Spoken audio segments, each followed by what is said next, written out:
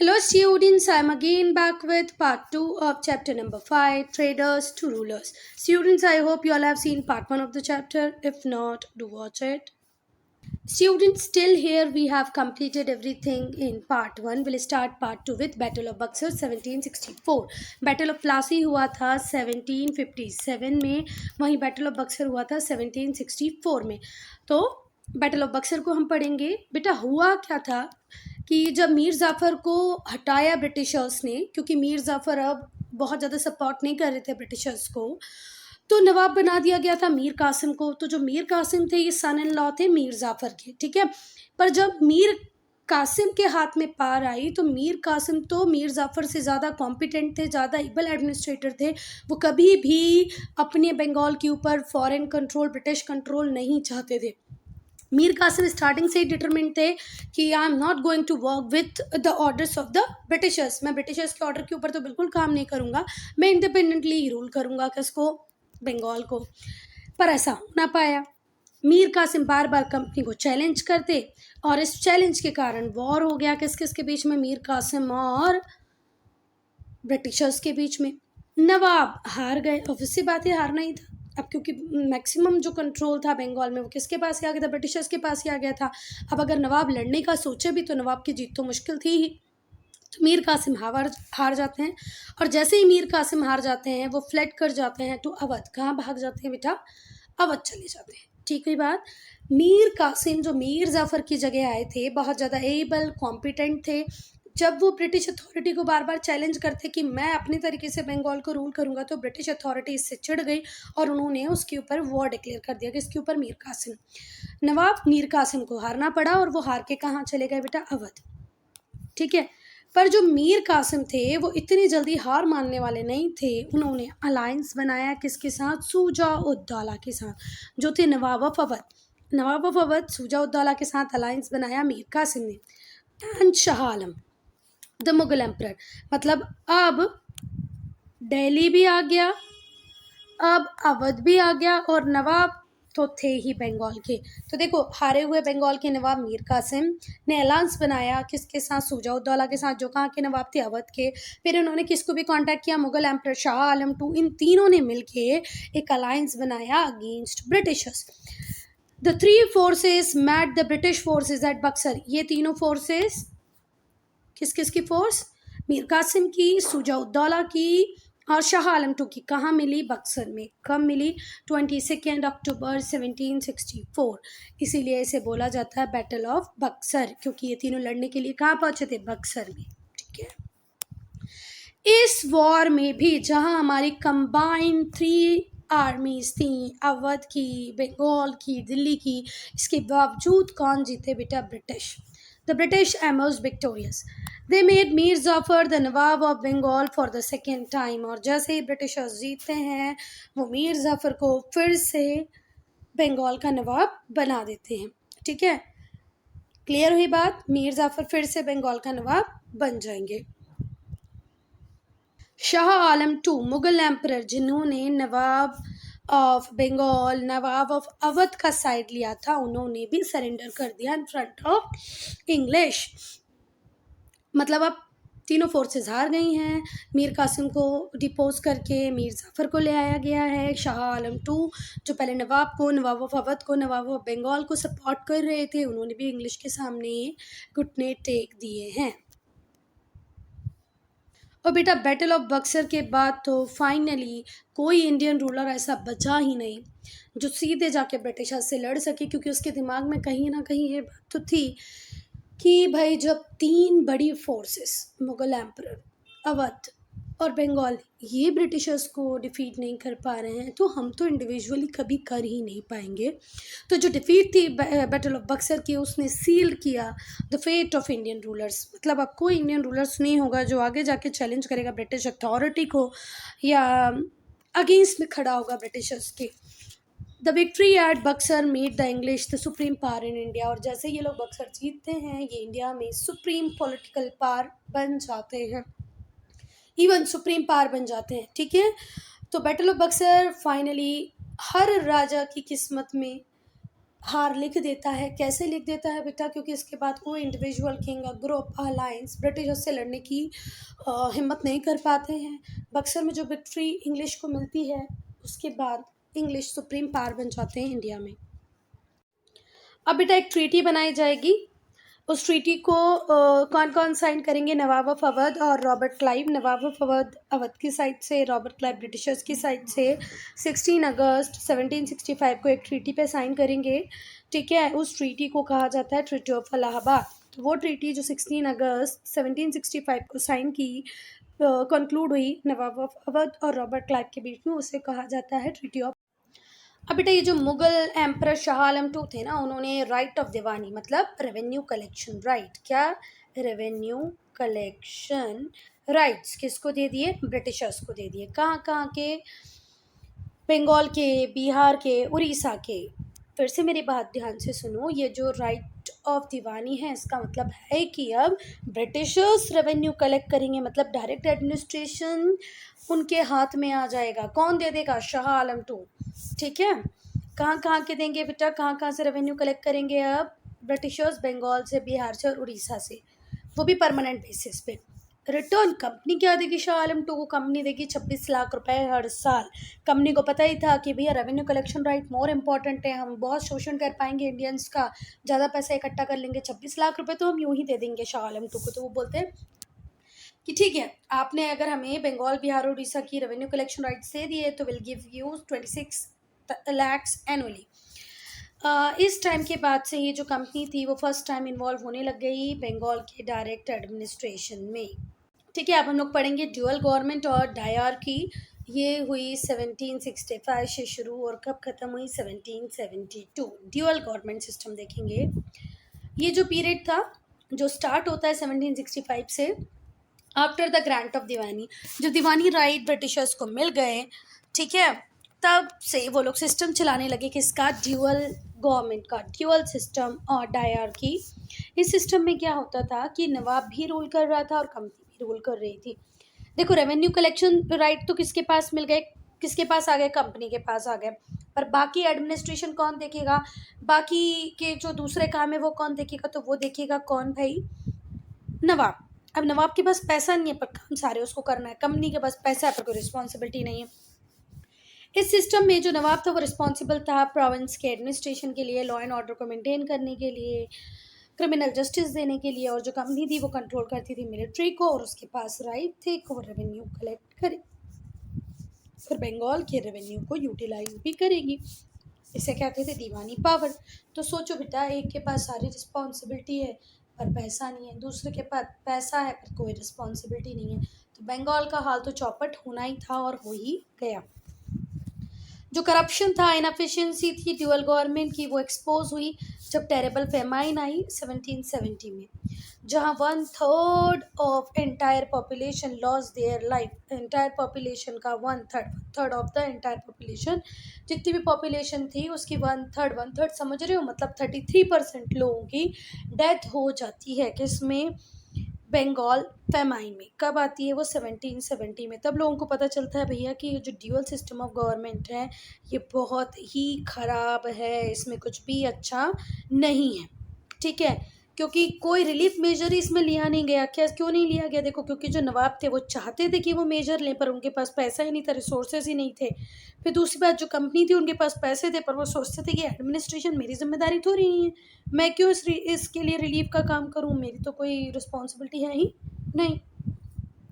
बेटा ये हाल देख के कि बंगाल की भैया 1/3 पॉपुलेशन मर गई है, डेथ हो गई है, तो जो कोर्ट ऑफ डायरेक्टर्स थे कंपनी के, उन्होंने अपॉइंट किया वॉरेन हेस्टिंग्स को as the governor general of Bengal. बहुत ज़रूरी हो गया था ये, ठीक है, क्योंकि इन्हें बहुत टाइम तक इंडिया के ऊपर रूल करना था, शॉर्ट टर्म तो रूल करना नहीं था। तो ये चाहते थे कि अगर इसी तरह पॉपुलेशन बढ़ती रहेगी तो हमारे लिए कौन कौन करेगा। इस चिंता से इन लोगों ने किसको लेके आए?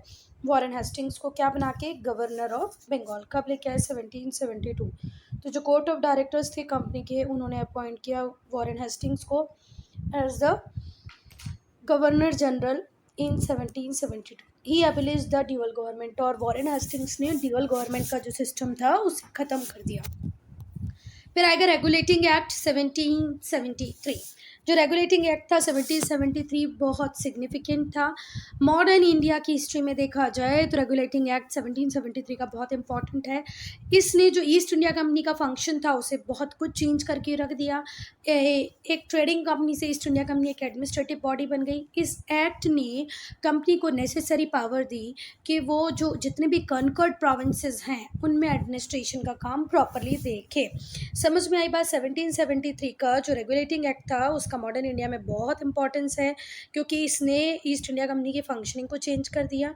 ये एक ट्रेडिंग कंपनी थी, उसको अब एडमिनिस्ट्रेटिव बॉडी बना दिया गया। ये जो एक्ट था ये कंपनी को नेसेसरी पावर देता था कि भाई आप जितनी भी जीती हुई प्रोविंसेस हैं उसमें एडमिनिस्ट्रेशन करें। जो गवर्नर थे बंगाल के वो गवर्नर जनरल बन जाते हैं बंगाल के। The governor of Bengal became the governor general of Bengal. Now expansion of British power in India. अब और ज़्यादा एक्सपांशन करेगी ईस्ट इंडिया कंपनी कैसे? बहुत सारे सिस्टम लाके। तो पहला सिस्टम जो हम पढ़ेंगे वो है बेटा सब्सिडरी अलायंस का। इसको डिवाइस करने वाले थे लॉर्ड वेल्सले, जिनका नाम था रिचर्ड वेल्सले। ठीक है, Richard Wellesley British governor general होते हैं बंगाल के। कब से कब तक? 1798 से 1805 तक ये 7 साल रहे इंडिया में। कहाँ पर? बंगाल के गवर्नर जनरल बन के। He was the originator of the doctrine of subsidiary alliance. Subsidiary alliance का जो डॉक्ट्राइन था उसको बनाने का काम, उसको लिखने का काम, उसको एक रूप देने का काम किसने किया? लॉर्ड वेल्सले, रिचर्ड वेल्सले ने। ये जो सब्सिडरी अलायंस का सिस्टम था इसमें होता क्या था? इंडिया का कोई भी रूलर होगा उसको ब्रिटिशर्स जाके बोलते थे कि आपको प्रोटेक्शन चाहिए तो हम आपको प्रोटेक्शन देंगे, आप लोग अपनी आर्मी मेंटेन मत करो, ब्रिटिश की आर्मी मेंटेन करो। ठीक है, और अगर आप पे कोई भी राजा अटैक करेगा तो ब्रिटिशर्स आपको सपोर्ट करेंगे।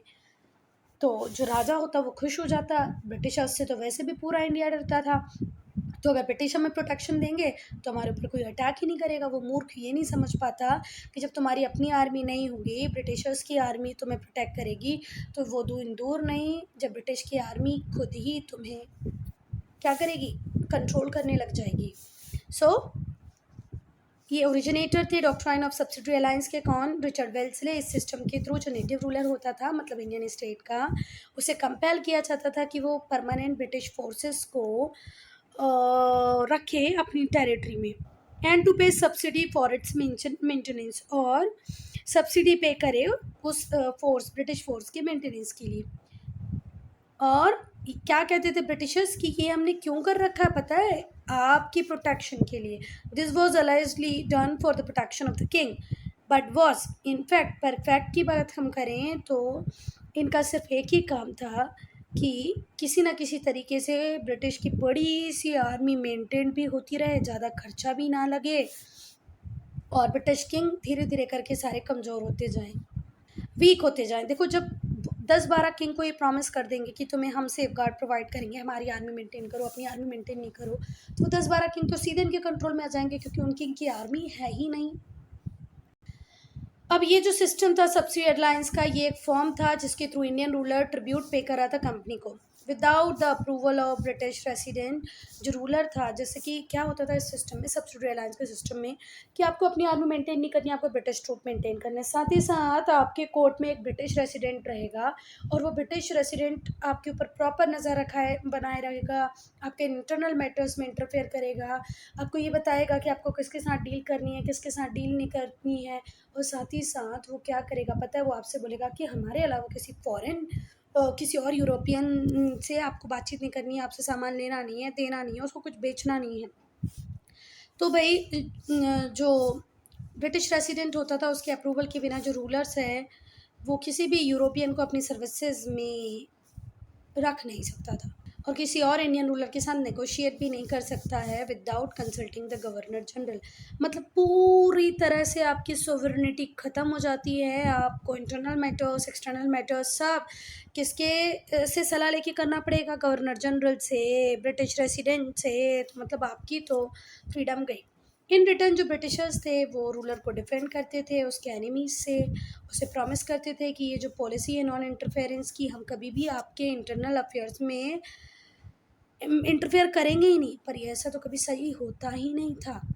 ठीक है, जैसे ही आपने सब्सिडरी फोर्सेस की सब्सिडरी अलायंस को साइन किया, आपकी सोवरेनिटी ख़त्म हो गई। क्या इंटरनल क्या एक्सटर्नल मैटर, सब में ब्रिटिशर्स इंटरफेयर करते थे।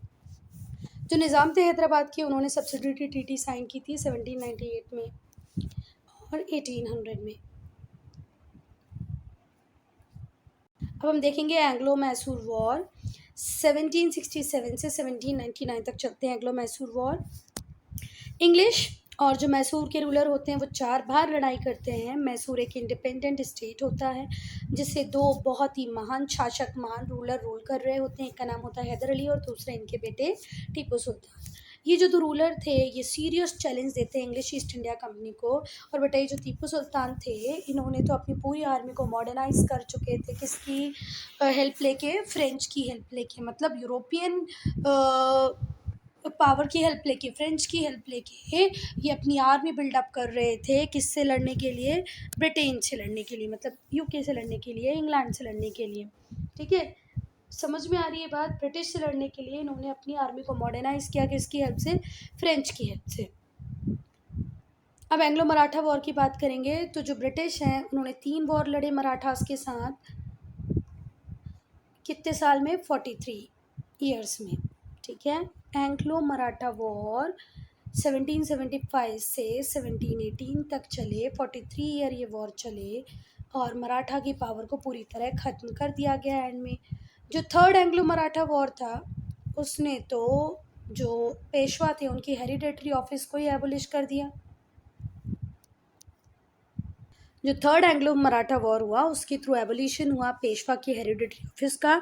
जो ब्रिटिश थे वो एमर्ज हुए as unchallenged power in India. देखो, मैसूर हारा, मराठा हारे, बंगाल, दिल्ली, अवध पहले ही हार चुके थे। हैदराबाद के निज़ाम ट्रीटी ऑफ सब्सिडरी अलायंस की ट्रीटी साइन कर चुके थे। मतलब अब ब्रिटिशर्स को चैलेंज देने के लिए कोई पावर इंडिया में बची ही नहीं थी।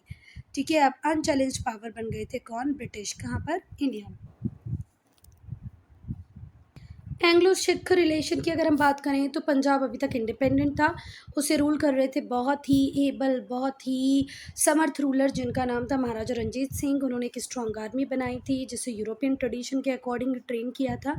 रंजीत सिंह के फ्रेंडली रिलेशनशिप थे इंग्लिश के साथ जब तक रंजीत सिंह की डेथ नहीं हुई थी। 1839 में आफ्टर हिज डेथ जो स्टेट था वो पॉलिटिकल इंस्टेबिलिटी में आ गया। सक्सेशन के लिए वॉर होने लगे। For 6 year there was conflict among various claimant of the throne. मैं राजा बनूंगा, मैं राजा बनूंगा, मेरे लिए मैं इस पोजीशन को होल्ड करूंगा। ये जो बात थी, इस बात में सिख ने 6 साल अपने ख़राब किए। और उस बीच जितना स्ट्रॉन्ग रंजीत सिंह ने अपने आप को बनाया था ये उतने ही वीक हो गए, आपस में ही लड़ने लग गए।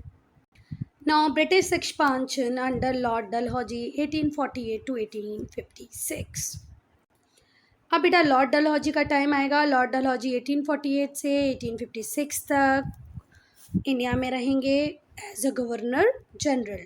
तो जो मेथड थी एक्सपांशन की इस पीरियड में, जो मेथड थी एनेक्सेशन की या एक्सपांशन की, वो किस सिस्टम के थ्रू पूरी हो रही थी? डॉक्ट्राइन ऑफ लैप्स के थ्रू पूरी हो रही थी। जो मेथड थी एक्सपांशन की इस पीरियड में वो थी एनेक्सेशन।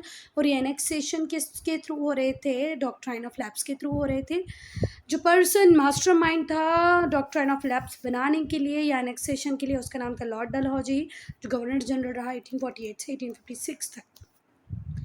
वेल्सले की तरह डलहौजी भी बहुत एग्रेसिव एडमिनिस्ट्रेटर थे। उनकी जो एक्सपांशनिस्ट पॉलिसी थी उसने फाइनल टच दिया ब्रिटिश एम्पायर को इंडिया में।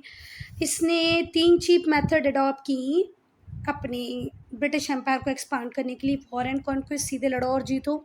Doctrine of lapse and mall administration of miss governance. कुछ टेरिटरीज़ को सीधे जीत के हथिया लिया, कुछ टेरिटरीज़ में डॉक्ट्राइन ऑफ लैप्स लगा दी, कुछ में माल एडमिनिस्ट्रेशन के चार्जेस लगा दिए, मिस गवर्नेंस के चार्जेस लगा दिए और उस टेरिटरी को अक्वायर कर लिया। पहले हम लोग पढ़ेंगे डॉक्ट्राइन ऑफ लैप्स। अगर क्लाइव का नाम जुड़ा हुआ है ड्यूअल गवर्नमेंट से, वेल्सले का नाम जुड़ा हुआ है सब्सिडरी अलायंस से, तो डलहौजी का नाम जुड़ा हुआ है डॉक्ट्राइन ऑफ लैप्स से। Dual government Robert Clive, Wellesley subsidiary alliance, doctrine of lapse Lord Dalhousie. Dalhousie ने इंट्रोड्यूस किया है सिस्टम को जिसके थ्रू ये वास्ट टेरिटरीज़ को एनेक्स करते थे। क्या होता था इस डॉक्ट्राइन ऑफ लैप्स में? बच्चा, अगर कोई रूलर है डिपेंडेंट स्टेट, मतलब उसने सब्सिडरी अलायंस पहले साइन किया हुआ है, और तो उसको क्या बोला जाएगा? Dependent state. अगर उसकी डेथ हो जाती है बेटा अगर वो डाई कर जाता है, डेथ हो जाती है उसकी without leaving a natural heir, मतलब उसका खुद का पैदा हुआ मतलब खुद से पैदा हुआ बेटा नहीं हो पाता है। देखो एक राजा है, अगर उसका खुद का बच्चा है तो वो आने वाला राजा बन जाएगा, पर अगर उसकी डेथ हो जाती है और उसका खुद का कोई बेटा नहीं होता तो वो जो स्टेट है वो ऑटोमेटिकली किसके पास चला जाएगा, ब्रिटिश के पास चला जाएगा। The doctrine of lapse did not recognise adopted child as rightful heir. इसमें क्या होता था, गोद लिए बच्चे का कोई मतलब नहीं होता था, आपका खुद का बच्चा है तो ही राजा बनेगा, अदरवाइज जो किंगडम है वो ब्रिटिश के पास हो जाएगी। समझ में आ गई बात। अगर मैं एक रानी मतलब एक राजा हूँ, मैंने सब्सिडी अलायंस साइन किया हुआ ब्रिटिशर्स के साथ, तो मैं क्या हुई, डिपेंडेंट स्टेट। अब ब्रिटिशर्स ने क्या बोला, तुम्हारा अपना बेटा नहीं है, तुमने गोद लिया हुआ बच्चा है, तो भैया हम तो इसको राजा नहीं बनने देंगे, तुम्हारी डेथ के बाद जो तुम्हारा एम्पायर है वो लैप्स हो जाएगा। सतारा, संबलपुर, झांसी, नागपुर इन्होंने डॉक्ट्रिन ऑफ लैप्स के थ्रू ही एनेक्स किया। सतारा, संबलपुर, झांसी और Nagpur. Abolition of titles and pension, Dalhousie ने एबोलिश किए टाइटल्स को, pensions of childless Indian rulers को आफ्टर देयर डेथ। देखो एडॉप्टेड सन को भी वो सारे राइट्स पहले मिलते थे जो अपने बेटे को मिलते थे, पर लॉर्ड डलहौजी ने बोला नहीं, एडॉप्टेड सन को तो ना ही तो एम्पायर मिलेगा, ना ही तो टाइटल्स मिलेंगे, ना ही पेंशन मिलेगी। ठीक है, उनकी टेरिटरी को सिर्फ और सिर्फ ब्रिटिश एनेक्स कर सकते हैं, उन्हें यही मिलेगा। तो बहुत सारे टाइटल्स को एबलिश कर दिया, जितने भी अडॉप्टेड सन थे उनकी पेंशन वगैरह बंद करवा दी। जब तक सब कुछ रहा, जब तक उनके फादर जिंदा रहे, उसके बाद सब खत्म। आरकोट और तंजौर को जीता उन्होंने इसी बात को लेकर के। नाना साहेब एडॉप्टेड सन थे पेशवा बाजीराव के, मतलब नाना साहेब रियल सन नहीं थे, मतलब बायोलॉजिकल सन नहीं थे पेशवा बाजीराव के, एडॉप्टेड थे। तो उन्होंने बोला एडॉप्टेड सन को तो हमने कुछ देना नहीं है। बाजीराव टू के एडॉप्टेड सन थे नाना साहेब, इसलिए ना ही तो इन्हें पेंशन मिली, ना ही तो इन्हें किंगडम मिला। Not even given a pension and the imperial title of Mughal emperor, ना ही तो मुगल एम्पर का टाइटल कंटिन्यू करने दिया इन्होंने बहादुर शाह टू को, ना ही तो नाना साहेब को पेंशन दी, नाना साहेब की पेंशन बंद कर दी, बहादुर शाह का टाइटल कैंसिल कर दिया, डिसकंटिन्यू कर दिया कि भाई अब कोई मुग़ल एम्परर नहीं होगा, अब तो सारे मुग़ल एम्परर ख़त्म।